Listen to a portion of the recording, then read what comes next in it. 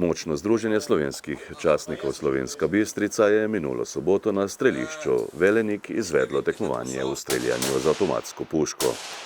Nastopilo je 14 ekip iz različnih krajev Slovenije.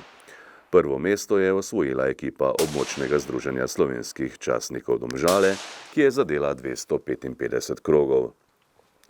Druga je bila ekipa Policijskega veteranskega društva Sever Slovenska Bistrica, na tretje mesto pa se je uvrstila ekipa Območnega združenja slovenskih častnikov Slovenska Bistrica. Med strelci je zlato medaljo osvojil Matjaž Lukner iz Območnega združenja slovenskih častnikov Slovenska Bistrica, ki je zadel 90 krogov. Srebrno medaljo je prejel Ludvik Savernik iz Območnega združenja slovenskih častnikov Domžale.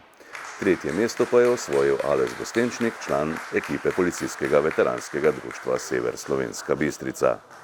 Rezultate tekmovanja so razglasili v veteranskem centru Brinje, kjer je brigadir Martin Jugovec, generalni sekretar Zveze slovenskih častnikov, zaslužnim članicam in članom podelil tudi priznanja in medalje.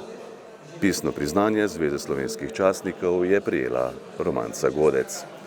Bronaste medalje pa so podelili Ivanu Golobu, Ladislavu Steinbacherju, Danijelu Školcu, Jožetu Tancerju in Marjanu Žuni.